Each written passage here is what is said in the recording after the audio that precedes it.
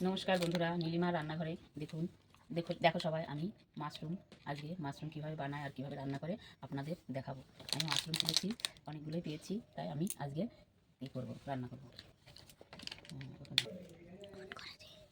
দেখুন বন্ধুরা, আমি কীভাবে মাশরুমগুলো ছুলে পরিষ্কার করে বানাই।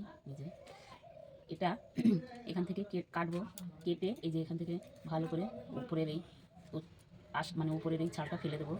এভাবে উপরের এইগুলো ফেলে দিয়ে একদম পরিষ্কার করে ফেলবো, যাতে একদম দেখতে সুন্দর, একদম সাদা হয়ে যাবে। দেখতে মনে হবে না, যখন বানানো হয়ে যাবে এই মাশরুমগুলো, তখন মনে হবে না যে এগুলো মাশরুম।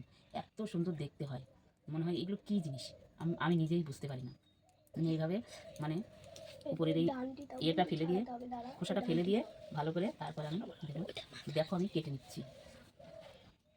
এইভাবে পরিষ্কার করে নিতে হবে। এই যে এইভাবে মাশরুমটা এই যে এইভাবে বানাতে হবে।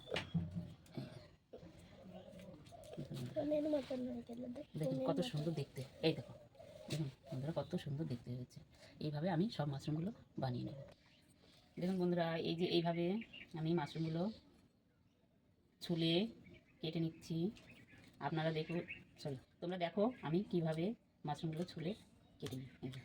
হয়ে গেল আমার মাশরুম বানানো।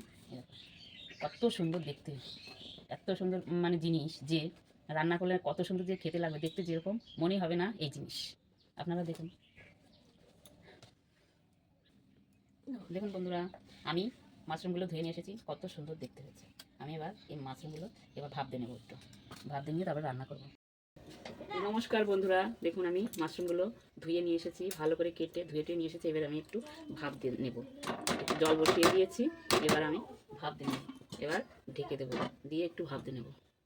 দেখুন বন্ধুরা, আমার ভাপ দেওয়া হয়ে গেছে, আমি এবার ঢেলে ফেলবো।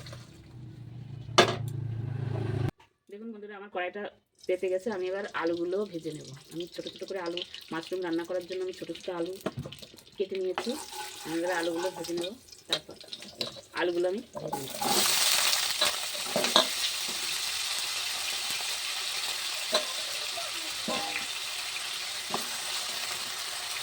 আলুগুলো আমার ভাজা হয়ে গেছে, আমি এবার আলুগুলো তুলে নেব। দেখুন বন্ধুরা, আমার আলুগুলো ভাজা হয়ে গেছে, আমি আলুগুলো তুলে নিয়ে কড়াইতে আমি তেল দিয়ে দিচ্ছি। এবার আমি তেলটা আমার গরম হয়ে গেছে, আমি এবার জিরে ফোড়ন দিয়ে দিলাম, আর শুকনো লঙ্কা, গোটা গরম মশলা ফোড়ন দিয়ে দিলাম। দিয়ে আমার ফোড়নটা হয়ে গেল, এবার আমি এর মধ্যে মশলাটা অ্যাড করব। এখানে আদা, রসুন, শুকনো লঙ্কা, কাঁচা লঙ্কা, পেঁয়াজটা আমার দিতে মনে ছিল না, পেঁয়াজটা আমি পরে দিয়েছি। আর এই এখানে আমি স্বাদ মতো লবণ, কিছু গুঁড়ো মশলা অ্যাড করবো। 1 চামচ হলুদ গুঁড়ো, 1 চামচ ধনে গুঁড়ো, আর এর মধ্যে আমি একটু টমেটো কেচাপ অ্যাড করবো। টমেটো নেই তো, তাই আমি একটু টমেটো সস দিয়ে দিলাম। দিয়ে আমি মশলাটা ভালো করে কষিয়ে নেব। আমার মশলা থেকে তেল ছেড়ে এসেছে, এবার আমি মাশরুমগুলো, ভাপিয়ে রাখা মাশরুমগুলো দিয়ে দেবো। এবার আমি ভালো করে মাশরুমগুলো মিশিয়ে নেব এবং আমার ভেজে রাখা আলুগুলোও দিয়ে দেবো। দিয়ে আমি ভালো করে শুকনো লঙ্কার গুঁড়োটা আমি অ্যাড করে নিয়ে আমার এই রেসিপির মধ্যে আমি শুধু কাঁচা লঙ্কার মধ্যে যে পাকা লঙ্কাটা ছিল সেই লঙ্কাটা আমি আদা, জিরে, রসুন ওর মধ্যে আমি বেটে নিয়েছি, বেটে আমি এর মধ্যে অ্যাড করেছি। ওর জন্য একটু কালারটা একটু কম হয়েছে। আপনারা এইভাবেই রান্না করে একবার বাড়িতে ট্রাই করে দেখুন, আপনাদের খুব ভালো লাগবে। এবং ভালো লাগলে আমাকে লাইক, কমেন্ট, শেয়ার করবে প্রচুর পরিমাণে। এবার আমার কষানো হয়ে গেছে, আমি এর মধ্যে জল অ্যাড করবো।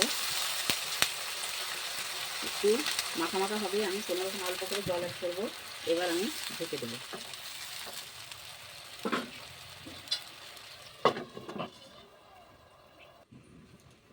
দেখি এবার কতদূর কি হয়েছে। তো আমার প্রায় হয়েই গেছে মাশরুমের তরকারিটা, মাশরুমের কারিটা হয়ে গেছে। এবার এর মধ্যে আমি অ্যাড করব একটু কুচি করা ধনেপাতা, আর অ্যাড করব হাফ চামচ গরম মশলা। অ্যাড করে একটু ভালো করে আমি মিশিয়ে একটু আরেকবার একটু ঢেকে দেবো। দেখুন বন্ধুরা, কত সুন্দর তোমাদের যদি ভালো লেগে থাকে আমার এই রেসিপিটা, প্রচুর প্রচুর পরিমাণে লাইক কমেন্ট শেয়ার করবে। ইউটিউব থেকে দেখলে আমাকে লাইক সাবস্ক্রাইব করবে, এবং ফেসবুক থেকে দেখলে আমাকে ফলো করে দেবে, যাতে নতুন নতুন রেসিপি আমি আবার তোমাদের সামনে নিয়ে আসতে পারি। দেখো বন্ধুরা, আমি এবার মাশরুমের কারিটা ঢেলে ফেলছি। কত সুন্দর দেখতে হয়েছে, খেতে না আরও কত টেস্টি হবে। আপনারা একবার বাড়িতে ট্রাই করে দেখুন, দেখো, আর আমাকে লাইক কমেন্ট শেয়ার করো প্রচুর প্রচুর পরিমাণে।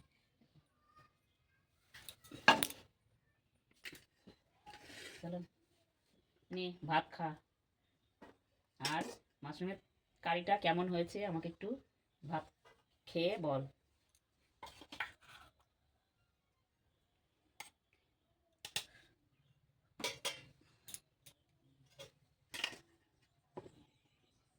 দেখতে তো ভালোই হয়েছে, খেতে কেমন হয়েছে কি জানি।